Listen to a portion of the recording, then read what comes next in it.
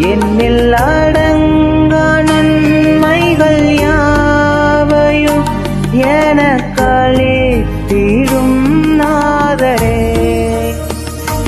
நினைக்காத நன்மைகள் அளிப்பவரே, உமக்கென்றுமே துதியே.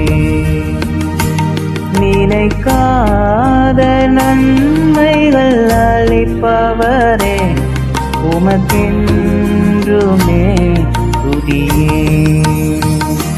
நன்றியோடு நான் துதி பாடுவேன் எந்தன் இயேசுராஜனே.